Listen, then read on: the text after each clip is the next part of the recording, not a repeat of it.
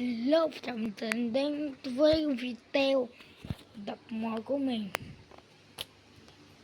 Nói chung là trước thì mình cũng có chơi Love Phước rất là nhiều, vừa mình cày trên cấp này là nhờ vừa khoảng thời gian đó. Và cuối cùng cũng là một khoảng thời gian rất là dài mình cũng lên được C3 rồi. Nhưng C3 cũng khá đẹp, không kém phần gì C2 cả. Nhưng mà có điều là cái con quái ở đây nó có mạnh. Đúng rồi, nó mạnh hơn mình, đúng rồi. Nhưng mà nếu mà mắt ma của mình có hay thuần hóa được nó không thắng được mình đâu.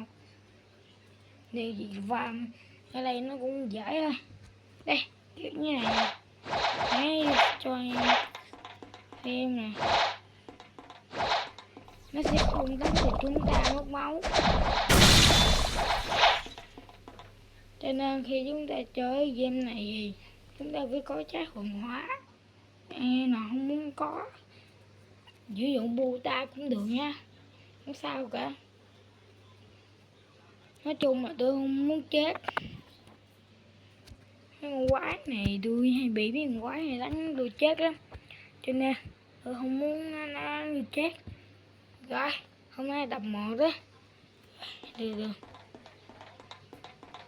để mình coi có cái gì không.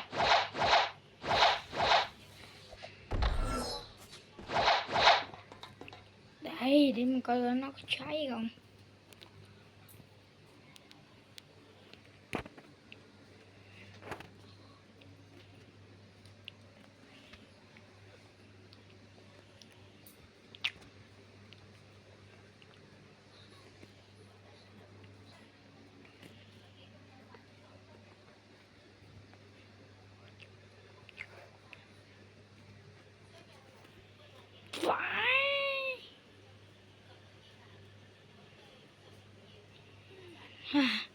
Hồi nãy mình có nhưng mà nó reset lại rồi, cho nên bạn không cảm nhé. Hồi nãy có luôn cái Buta nữa mà. Ê, nhưng mà bây giờ mình tìm kiếm cái bộ nha. Mình cái bộ lắm. Cái bộ nó cũng thuần hóa được mà, đúng không? Không ăn hồi nãy có nè. Bây giờ hai đứa sẽ tỏi vào trái Blizzard nha em. Blizzard có thuần hóa được không nhỉ? Theo như là nó cũng là hệ Lucia đúng không? Hay là hệ gì? Trùng tôi không hiểu rõ tiếng Anh cho lắm. Anh em đừng có chơi đuôi cái gì. Tôi cũng không có hiểu rõ về tiếng Anh cho lắm. Bỏ tuyết một cái lớp xoáy nha. Ok. Những cơn bão tuyết đó. Tạm biệt nha. Nha. 2 triệu. Ui giời ơi, quá nhiều. Nhưng mà tôi đủ rồi. Đưa 2 triệu 80. Rồi chuẩn bị Blizzard. Vô. Hai.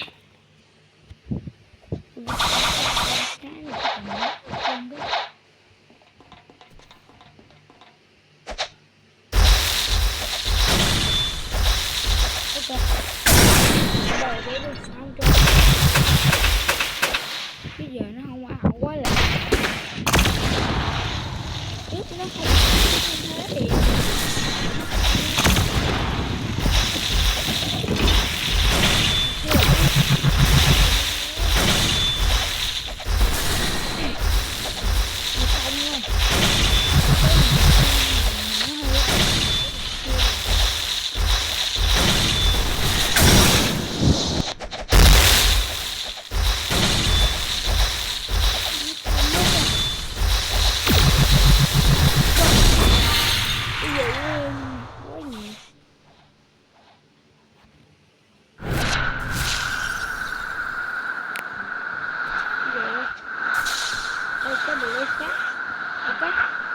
tất cả hết rồi tao nhỉ, có gì mà ghi lại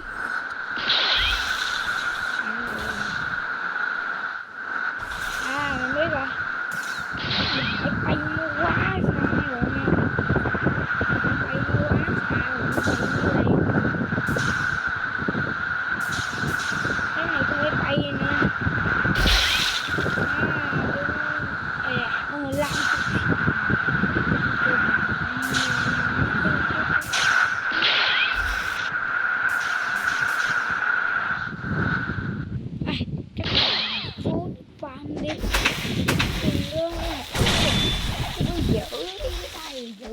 hoài mình phải lắm luôn á.